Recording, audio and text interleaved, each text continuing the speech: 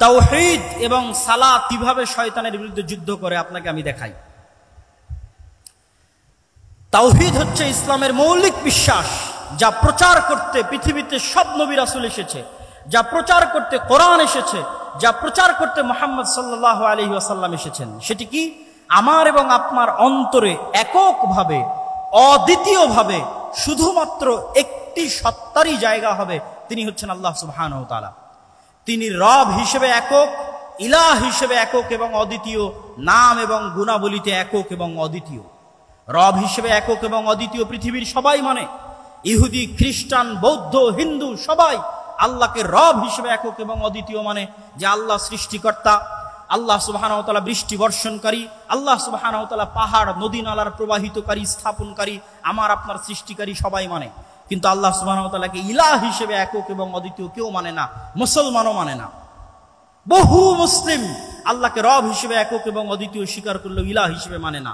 ইলাহ মানে আপনার অন্তরের ভক্তি এবং শ্রদ্ধা, যতটুকু আপনার ভক্তি এবং শ্রদ্ধা আপনি করতে পারেন তার পুরোটাই অন্য কাউকে দেওয়া বহু দূরের কথা, যতটুকু ভক্তি শ্রদ্ধা আছে ততটুকু আল্লাহ সুবহানাহু ওয়া তাআলার সামনে সমর্পণ করতে হবে।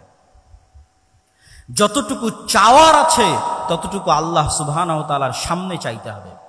আপনি যদি আপনার অন্তরে আল্লাহর অস্তিত্ব ব্যতীত আর কোনো কিছুকে, ইট পাথরের কোনো খাম্বার সম্মানও যদি আপনার অন্তরে থাকে, ইট পাথরের তৈরি কোনো খাম্বার সম্মানও যদি আপনার অন্তরে থাকে, তাহলে আপনি আল্লাহর সামনে, আল্লাহর উলুহিয়াতের সামনে পরিপূর্ণ আত্মসমর্পণ করছেন না।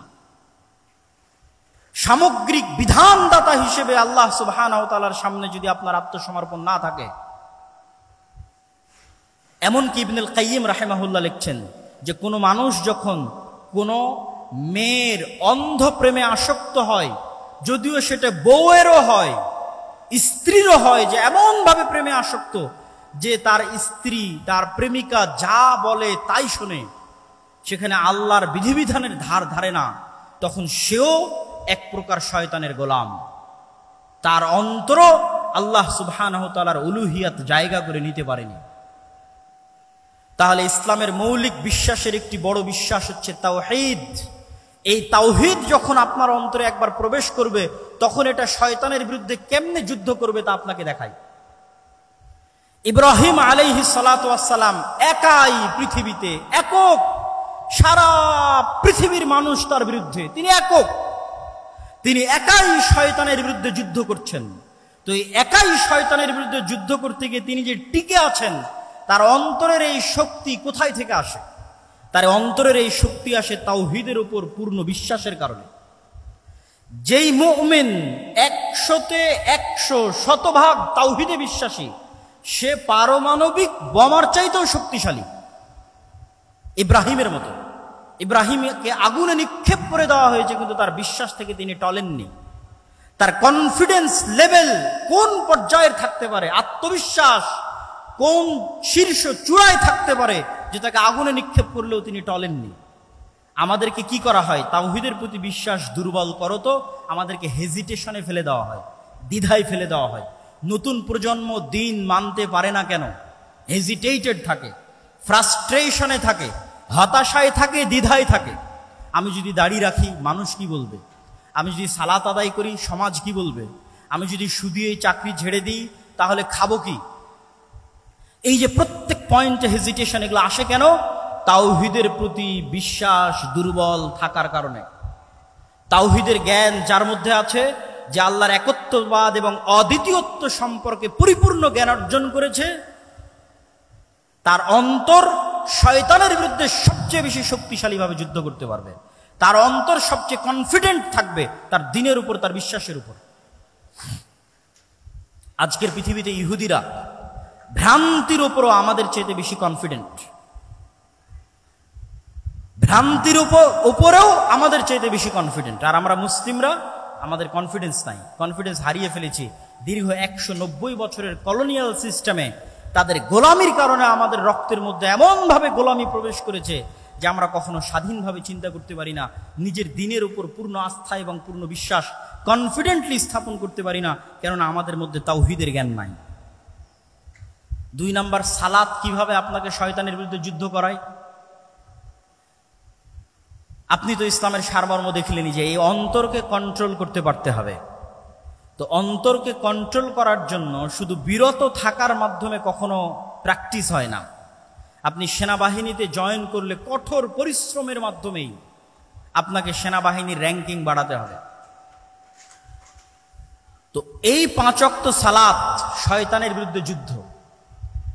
প্রতি 5 ওয়াক্ত সালাত জামাতের সাথে মসজিদে উপস্থিত হওয়ার মাধ্যমে আপনি দিনে 5 বার শয়তানকে পরাজিত করেন। এই জন্য রাসূলুল্লাহ সাল্লাল্লাহু আলাইহি ওয়াসাল্লাম বলেছেন, যে ব্যক্তি টানা 40 দিন মসজিদে এসে তাকবীরে তাহরিমার সাথে সালাত আদায় করলো, সে মুনাফিকি থেকে মুক্তি পেয়ে গেল, জাহান্নামের আগুন থেকে মুক্তি পেয়ে গেল। কেন? মানে টানা 40 দিন প্রায় 200 ওয়াক্ত সালাত, মানে 200টা বিশ্বযুদ্ধে শয়তানকে পরাজিত করা। তো যে এক টানা পরস্পর 200টা যুদ্ধে শয়তানকে পরাজিত করতে পারবে, তার অন্তরের উপর তার কন্ট্রোল ক্ষমতা কায়েম হয়ে গেছে, প্রতিষ্ঠিত হয়ে গেছে। ওই যে রাসূল সাল্লাল্লাহু আলাইহি ওয়াসাল্লামের শয়তান আত্মসমর্পণ করেছে, আপনার শয়তান আত্মসমর্পণ করে ফেলেছে। কেননা 200টা যুদ্ধে আপনি তাকে পর পর পরাজিত করেছে। তাহলে সালাত হচ্ছে শয়তানের বিরুদ্ধে সবচেয়ে বড় যুদ্ধ। এই জন্য সালাতকে এত শক্তিশালী ভাবে ইসলামে একটি মাত্র কাজ দেওয়া আছে, আর কোনো কাজ দেওয়া নাই।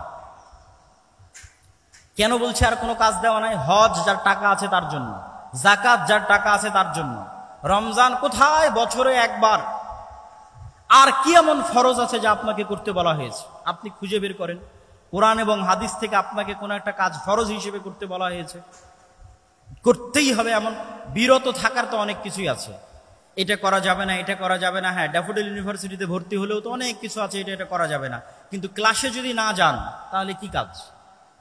আপনি ড্যাফোডিল ইউনিভার্সিটির সকল নিয়ম কানুন মেনে নিলেন, সন্ধ্যা 5টার মধ্যেই ফিরে আসতে হবে, আরো যত নিয়ম কানুন আছে, কিন্তু ক্লাসেই গেলেন না। আপনি তো ভর্তি হয়েছেন ক্লাসে যাওয়ার জন্য। তো ইসলামের বাকি সব কিছু যদি আপনি মেনে নেন, কিন্তু আপনি তো এখানে এসেছেনই সালাত কায়েম করার জন্য, সালাত প্রতিষ্ঠা করার জন্য। কেন? এটাই শয়তানের বিরুদ্ধে যুদ্ধ। সম্মানিত উপস্থিতি, ইসলামের সারমর্ম বলতে গিয়ে আমরা যে পয়েন্টগুলো তুলে ধরছি, তার মধ্যে ইসলামের মৌলিক শিক্ষা বলতে গিয়ে তার মধ্যে 1 নাম্বার আমরা শয়তানের বিষয়টি তুলে ধরেছি। 2 নাম্বার, শয়তানের বিরুদ্ধে যুদ্ধ করতে গিয়ে তাওহীদের কি ভূমিকা সেটি তুলে ধরলাম। 3 নাম্বার, শয়তানের বিরুদ্ধে যুদ্ধ করতে গিয়ে সালাতের কি ভূমিকা সেটি তুলে ধরলাম।